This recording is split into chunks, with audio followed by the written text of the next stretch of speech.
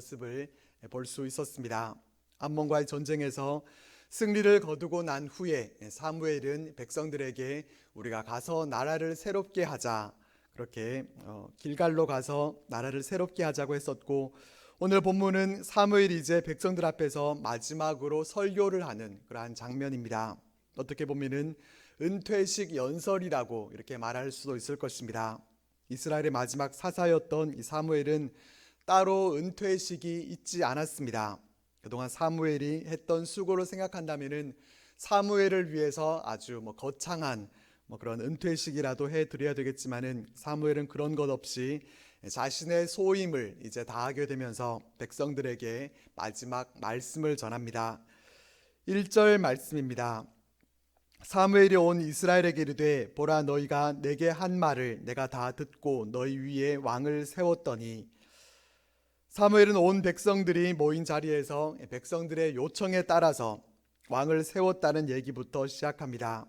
사무엘은 거듭 왕정 제도가 수립되게 되면은 일어나게 될 폐단에 대해서 얘기를 하면서 다시 한번 생각해 보기를 그렇게 거듭 당부했었지만은 백성들은 끝까지 포기하지 않고 우리도 다른 나라들처럼 꼭 왕이 있어야 되겠다, 그렇게 계속해서 주장했었습니다.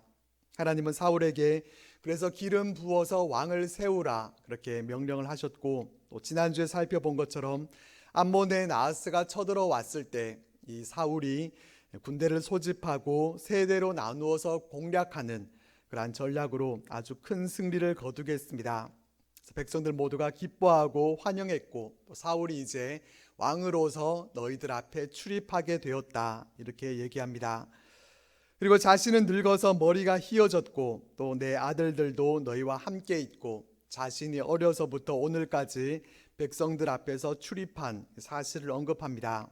이제 자신도 이제 은퇴할 때가 되었다는 뜻입니다. 그러면서 3절과 같이 말씀하는데 우리 3절 말씀을 같이 읽어보겠습니다. 시작. 내가 여기 있나니 여호와 앞과 그의 기름 부음을 받은 자 앞에서 내게 대하여 증언하라. 내가 누구의 소를 빼앗았느냐, 누구의 나귀를 빼앗았느냐, 누구를 속였느냐, 누구를 압제하였느냐, 내 눈을 흐리게 하는 뇌물을 누구의 손에서 받았느냐, 그리하였으면 내가 그것을 너희에게 갚으리라 하니. 사무엘은 자신을 검증해 달라 이렇게 얘기를 합니다.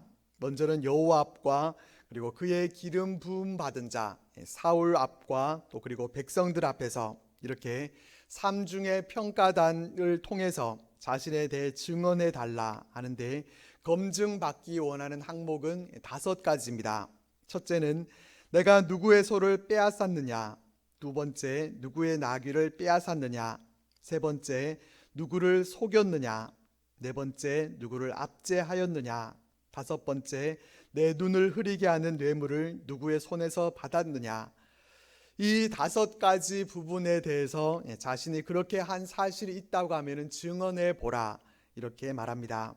사무엘은 자신이 백성들의 소나 나귀를 빼앗은 적도 없었고 또 누구를 압제한 적도 없었고 뇌물을 받은 적도 있지 않았습니다. 그래서 자신 있게 이와 같이 말합니다. 만약에 조금이라도 한 번이나 두 번이라도 이런 일이 있었다고 하면은 이렇게 말을 할 수가 없었겠죠. 그러니 백성들도 4절과 같이 대답할 수밖에 없습니다. 그들이 이르되 당신이 우리를 속이지 아니하였고 압제하지 아니하였고 누구의 손에서든지 아무것도 빼앗은 것이 없나이다 하니라. 사무엘은 그렇게 하나님 앞에서나 백성들 앞에서 모두에게 다 인정함 받고 그렇게 깨끗한 삶을 살았습니다. 역사 속에서 지도자의 위치에 있는 사람 가운데 이렇게 하나님과 백성들 앞에서 청렴 결백하다고 인정받을 수 있는 그런 사람이 과연 얼마나 있겠습니까? 그런 청렴한 지도자가 지금까지 과연 얼마나 있어 왔습니까? 동서고금의 역사를 살펴봐도 권력을 갖고 있었던 그러한 사람들 가운데서 그 권력을 가지고 불의와 부정을 행하지 않았던 사람 찾아보기가 참 쉽지가 않습니다. 마음만 먹으면은 얼마든지 자신의 뜻대로 그 권력을 가지고 할 수가 있는데, 그렇게 하지 않고 하나님 앞에서 부끄러움 없이 말할 수 있다고 하는 것, 이것은 얼마나 귀한 그러한 일인지 모릅니다. 사무엘은 어려서부터 하나님의 음성을 듣고 그런 하나님을 경외하는 그런 자였기 때문에 그처럼 하나님 앞에서나 또 사람들 앞에서 그렇게 부끄러움 없는 모습으로 살았던 것을 우리가 보게 됩니다. 우리도 이와 같이 하나님을 경외함으로 하나님과 또 사람들 앞에서도 부끄러움이 없는 그런 모습으로 살아갈 수 있게 되기를 바랍니다. 또한 우리가 정치 지도자들을 위해서 우리가 기도할 때에도 이런 사무엘과 같이 깨끗하고 또 바른 지도자가 세워지게 해달라고 우리는 계속해서 또 그렇게 기도해야 할 것입니다. 그리고 우리의 자녀손들을 위해서 기도할 때도 사무엘처럼 이렇게 정직하고 훌륭한 지도자로 세워질 수 있게 해달라고 그렇게 우리가 기도할 수 있기를 바랍니다. 이러한 기도를 통해서 이 땅 가운데 좋은 지도자들이 세워지고 또 좋은 지도자들을 통해서 이 나라가 하나님이 찾으시고 원하시는 그러한 더욱 복되고 귀한 나라로 설 수 있게 되기를 바랍니다. 근데 사무엘이 왜 그처럼 자신이 바르게 살았다는 것에 대해서 그렇게 증언을 듣고 싶어 했겠습니까? 사무엘이 자신이 이렇게 올바르게 살았다고 하는 것을 백성들 앞에서 자랑하고 싶어서 그렇게 말을 했겠습니까? 사무엘이 그와 같은 말을 한 이유는 그런데도 왜 왕을 구하고 있느냐, 바로 이것을 말하고 있는 것입니다. 사무엘이 어려서부터 백성들 앞에서 출입하면서 자신이 이스라엘의 사사로서 흠없이 그렇게 일을 해왔는데 그런데도 왕을 세워달라는 것이 말이 되느냐, 이렇게 말하고 있습니다. 내가 잘못한 것이 있어서 너희들이 왕을 세워달라고 한다면 그것은 그래도 이해가 되지만은 아무 잘못 없는 내가 하나님의 공의를 실천하면서 이렇게 잘 사역하고 있는데 왕을 구한다고 하는 것은 너희들이 잘못하는 일이다. 너희들의 요구가 악한 것이다. 이렇게 말하고 있는 거죠. 이렇게 말씀을 시작해서 6절부터 이제 사무엘의 말씀이 본격적으로 시작됩니다. 6절 말씀입니다. 사무엘이 백성에게 이르되 모세와 아론을 세우시며 너희 조상들을 애굽 땅에서 인도하여 내신 이는 여호와이시니. 사무엘은 모세와 아론을 언급하면서 이스라엘 백성들을 애굽에서 구원해 주셨던 하나님에 대해 가장 먼저 언급합니다. 사무엘은 하나님께서 조상들에게 행하셨던 그런 의로운 일에 대해서 말씀을 전하겠다, 이렇게 얘기를 합니다. 8절과 9절 전반절까지 말씀을 보면은 야곱이 애굽에 들어간 후 너희 조상들이 여호와께 부르짖음에 여호와께서 모세와 아론을 보내사 그 두 사람으로 너희 조상들을 애굽에서 인도해 내어 이곳에 살게 하셨으나 그들이 그들의 하나님 여호와를 잊은지라, 이렇게 말씀합니다. 이스라엘의 그 긴 역사를 아주 짧게 요약해서 말씀합니다. 야곱의 가족들이 기근으로 인해서 그들이 애굽으로 이주를 하게 됐고 그 애굽에서 400년이 넘는 세월 동안 그곳에서 종살이를 하게 됐고 또 백성들이 하나님 앞에 부르짖었고 그래서 하나님이 구원해 주셨고 가나안 땅에 살게 해 주셨지만은 너희 조상들이 그들의 하나님을 잊어버렸다, 이렇게 말씀해 줍니다. 출애굽 시대부터 광야 시대를 지나서 가나안 정착에 이르기까지 그 역사에서 하나님은 하나님의 백성들을 구원해 주시고 신실하게 그들을 위해서 일하셨습니다. 하나님께서 아브라함에게 약속하셨던 대로 그 언약의 성취로 하나님은 애굽에서 큰 민족을 이루게 하셨고 또 약속하셨던 그 땅으로 백성들을 인도해 주셨습니다. 하나님은 그렇게 언약에 신실하셨지만은 그러나 백성들은 그렇지 않았습니다. 여호수아가 살아있는 동안에는 그들이 하나님을 경외하면서 언약 백성으로 충실하게 살겠다, 그렇게 다짐하고 살아갔었지만은 이후에 여호수아가 죽고 또 가나안에서의 그 삶이 이제 평안해지고 이제 뭔가 좀 살만해지니까 하나님을 잊어버리고 자신의 소견에 옳은 대로 그렇게 행하면서 살기 시작했습니다. 그래서 어떻게 되었는가 하면은 9절 후반절에서 10절 말씀입니다. 여호와께서 그들을 하솔 군사령관 시스라의 손과 블레셋 사람들의 손과 모압 왕의 손에 넘기셨더니 그들이 저희를 치매 백성이 여호와께 부르짖어 이르되 우리가 여호와를 버리고 바알들과 아스다롯을 섬김으로 범죄하였나이다. 그러하오나 이제 우리를 원수들의 손에서 건져내소서. 그리하시면 우리가 주를 섬기겠나이다 하매, 하나님을 잊어버리고 자기들 마음대로 살아가는 백성들에게 하나님은 이방 나라의 손에 넘기셨습니다. 그러니까 이방 나라들로부터 이스라엘 백성들이 침략을 당했던 것은 그냥 우연히 되어졌던 일이 아니라 그들의 죄악에 대한 하나님의 징계였다라는 것을 말씀해 줍니다. 하나님은 이스라엘 백성들을 하솔의 시스라와 또 블레셋과 모압의 손에 넘기셔서 백성들을 치셨습니다. 그러자 백성들은 자신들이 하나님을 버리고 또 바알과 아스다롯을 섬김으로 그들이 범죄했음을 고백하면서 구원해 주시기를 간구했습니다. 건져주시면은 하나님을 섬기겠다. 어떻게 보면은 거짓말과 같은 그런 회개까지 그들은 했습니다. 그래서 하나님께서 백성들의 부르짖음을 들으시고 어떻게 해주셨는지에 대해서 11절 말씀은 이렇게 말씀해 줍니다. 여호와께서 여룻바알과 베단과 입다와 나 사무엘을 보내사 너희를 너희 사방 원수의 손에서 건져내사 너희에게 안전하게 살게 하셨거늘. 하나님은 하나님의 사람들을 보내셔서 원수의 손에 건져내서 백성들이 안전하게 살 수 있도록 그렇게 해 주셨습니다. 그 사람들이 누구인가 하면은 이 11절 말씀에는 4명이 등장합니다. 여룻바알과 베단과 입다와 사무엘, 이 4사람입니다. 이 4사람은 모두 다 사사들입니다. 한 명씩 살펴보면은 여룻바알은 누구입니까? 여룻바알은 기드온입니다. 기드온의 별명이 여룻바알이었습니다. 여룻바알은 바알에게 대항하다라는 그런 뜻을 갖고 있습니다. 기드온은 자신의 아버지가 만든 그 바알 신상을 파괴하는 그런 일을 통해서 그와 같은 별명을 얻었었습니다. 기드온은 미디안을 물리치고 이스라엘을 구원한 사사입니다. 바닷가에 모래알과 같이 많은 그러한 미디안 족속들이 쳐들어왔을 때 모였던 많은 무리들을 다 돌려보내고 300명만을 데리고 나가서 싸웠습니다. 숫자적으로는 도저히 싸워 이길 수 없는 그러한 일이었지만은 기드온은 하나님의 도우심을 힘입어서 미디안으로부터 그렇게 승리를 거뒀습니다. 그리고 두 번째로 소개되는 사사는 베단입니다. 베단이라는 사사에 대해서 들어보신 적 있으십니까?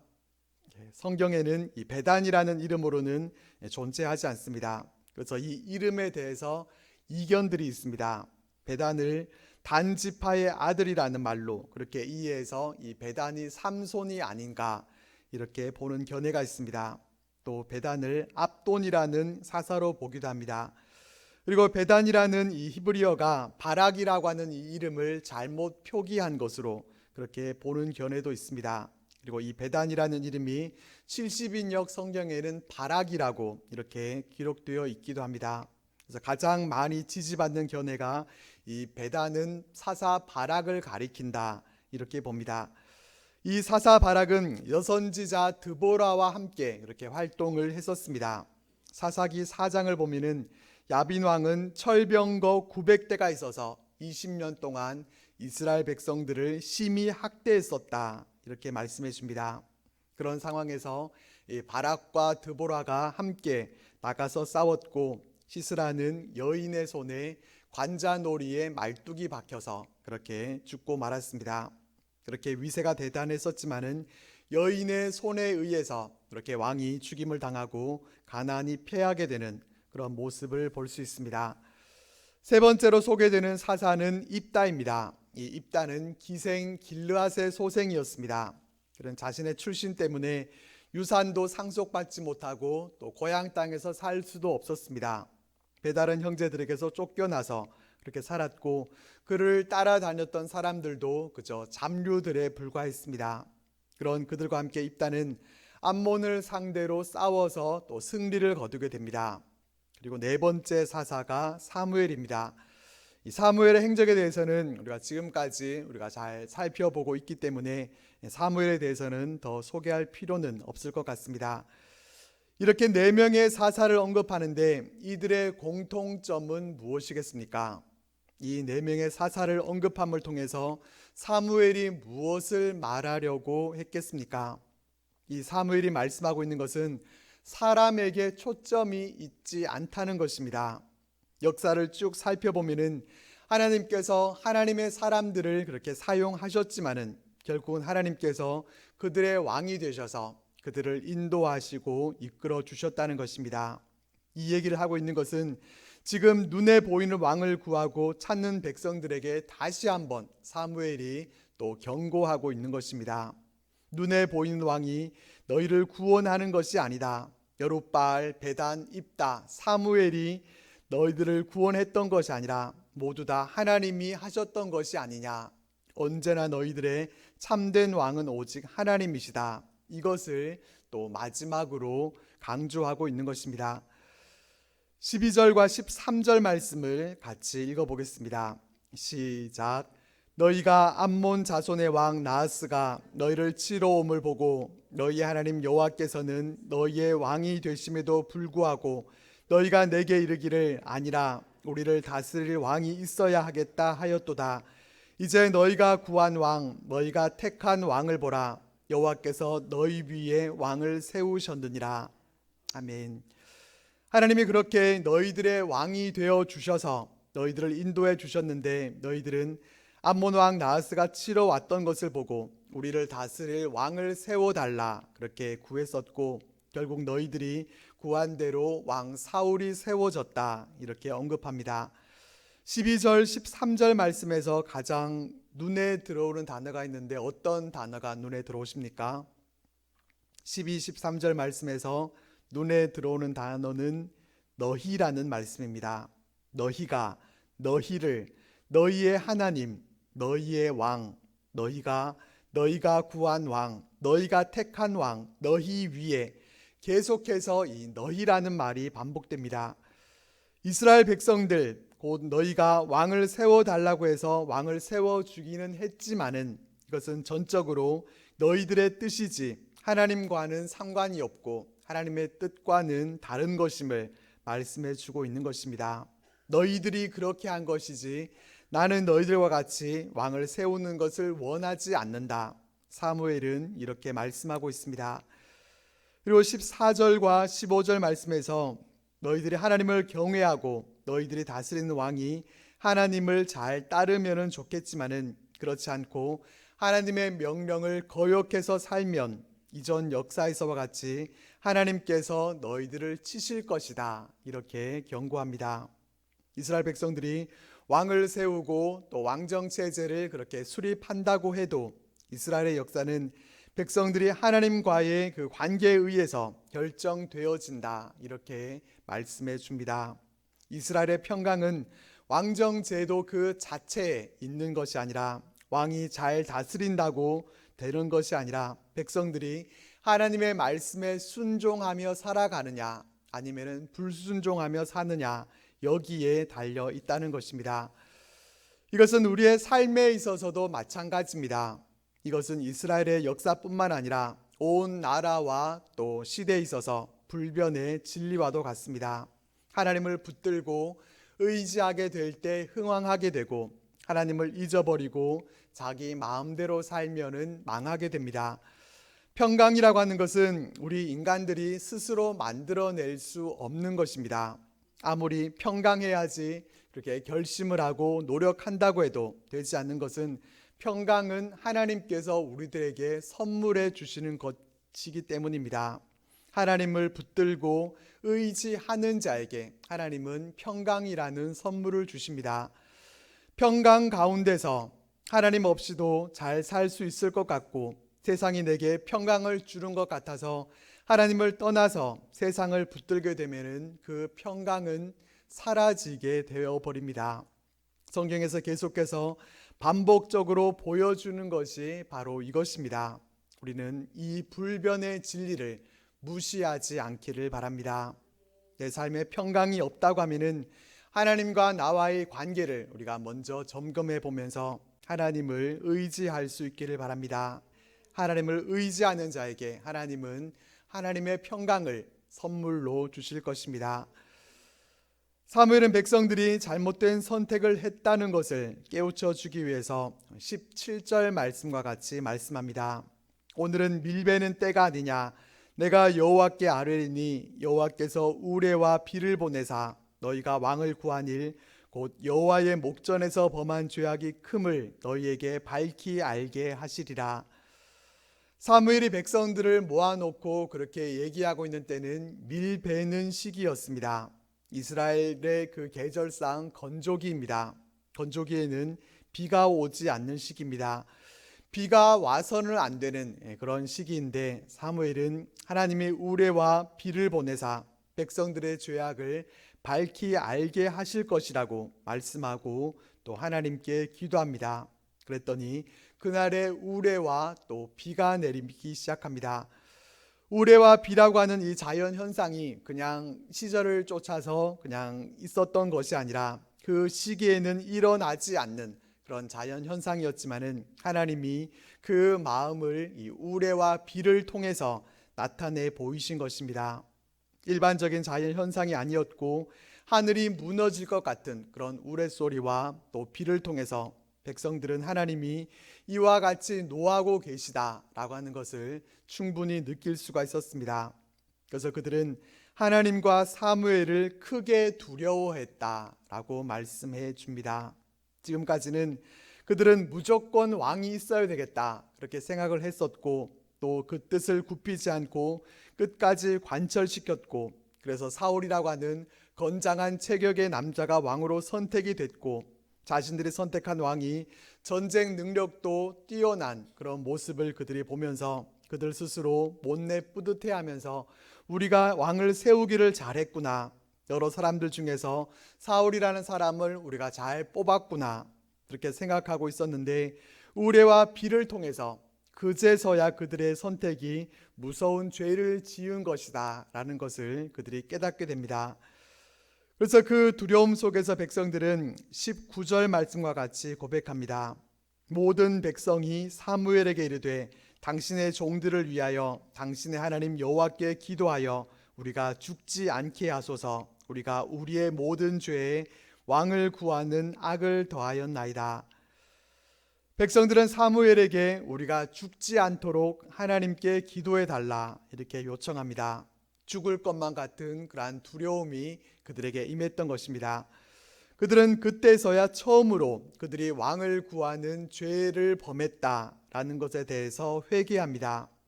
그런 그들을 향해서 사무엘은 두려워하지 말아라. 너희들이 악을 행하기는 했지만은 헛된 우상을 너희들이 따르지 말고 하나님을 너희 마음을 다해서 잘 섬기라 이렇게 말씀합니다. 그러면서 22절에서 이렇게 말씀합니다. 여호와께서는 너희를 자기 백성으로 삼으신 것을 기뻐하셨으므로 여호와께서는 그의 크신 이름을 위해서라도 자기 백성을 버리지 아니하실 것이요.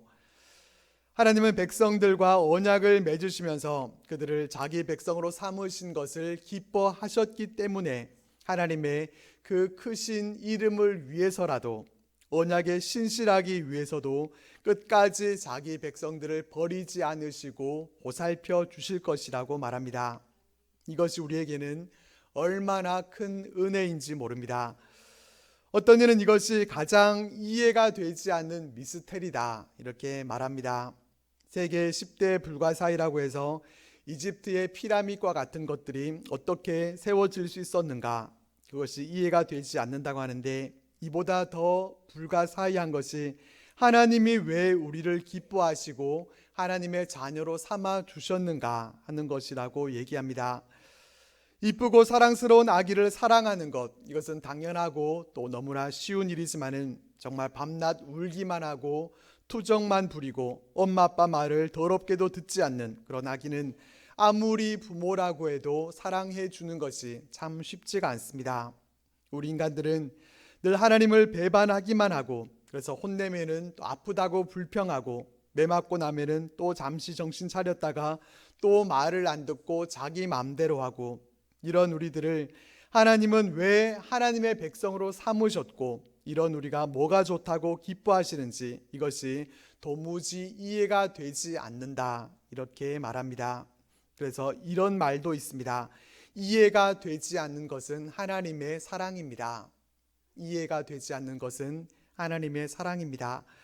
하나님의 사랑은 아무리 이해하려고 해도 할 수 없다고 그렇게 말합니다. 우리 하나님이 이렇게 우리들을 그 은혜로 사랑해 주고 계시는데 그 사랑을 저버리지 않고 하나님을 더욱 사랑하면서 살아갈 수 있기를 바랍니다.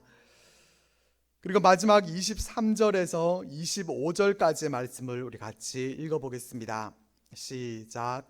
나는 너희를 위하여 기도하기를 쉬는 죄를 여호와 앞에 결단코 범하지 아니하고 선하고 의로운 길을 너희에게 가르칠 것인즉 너희는 여호와께서 너희를 위하여 행하신 그 큰 일을 생각하여 오직 그를 경외하며 너희의 마음을 다하여 진실이 섬기라.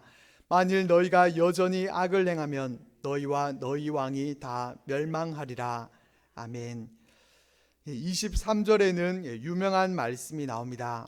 사무엘은 기도하기를 쉬는 죄를 범하지 않겠다라고 하면서 기도를 쉬는 것이 죄라고 말씀하고 있습니다.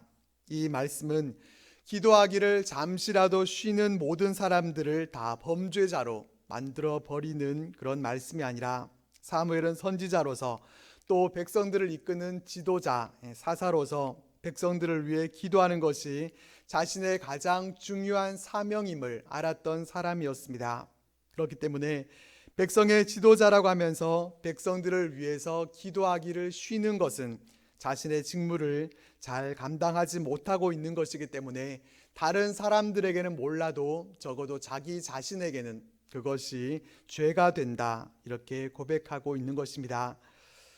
우리 또한 올 한 해 우리들에게 맡겨주신 하나님의 거룩한 사명들이 있는데 그 사명들에 대해서 기도하기를 쉬는 죄를 범하지 않고 위해서 기도하는 기도의 사람들이 될 수 있기를 바랍니다. 어떤 일들은 꾸준히 지속적으로 해야지 한번 쉬게 되면은 그것을 다시 시작하는 것이 참 어려운 그러한 일들이 있습니다. 공장에서 계속해서 멈추지 않고 기계가 가동이 되어야 되는데 정전이 발생하거나 문제가 생겨서 한번 중단이 되게 되면은 다시 또 공장을 가동하게 되기까지는 많은 시간과 또 물질이 필요하게 됩니다. 영적인 일에서도 마찬가지로 기도를 쉬게 되면은 영적인 흐름이 끊어지게 되고 또 다시 기도하기가 갑절로 또 힘이 들어지게 됩니다. 그렇기 때문에 기도하기를 쉬는 것이 죄가 되기 때문이라고 하는 이런 이유에서가 아니라 이런 이유에서도 우리는 기도하기를 쉬지 말고 지속적으로 해 나갈 수 있기를 바랍니다. 사무엘은 그렇게 백성들을 위해서 그만큼 쉬지 않고 그는 기도해 왔고 앞으로도 그는 백성들을 위해서 계속해서 기도하면서 그들을 선하고 또 의로운 길로 가르칠 것이라고 이렇게 말씀합니다. 그리고 마지막으로 유언과도 같은 말을 남기기는 하나님이 너희를 위해 행하신 큰 일을 생각하고 하나님을 경외하고 하나님을 마음을 다해 진실이 섬기라, 이렇게 말씀을 전합니다. 하나님이 이스라엘을 구원하신 진정한 왕이시니까 결단코 우상 숭배의 죄를 범하지 말고 하나님만 섬기라, 이렇게 명령합니다. 그리고 너희가 여전히 악을 행하면 너희와 너희 왕이 다 멸망하게 될 것이다. 하나님의 명령을 어기고 살 경우에 따르게 될 그 비극적 결말에 대해서 마지막으로 이렇게 경고하고 있습니다. 개인과 국가의 흥망성쇠가 하나님께 대한 이 백성들의 자세에 달려 있다라는 것을 다시 한번 이렇게 주지시켜 주고 있습니다.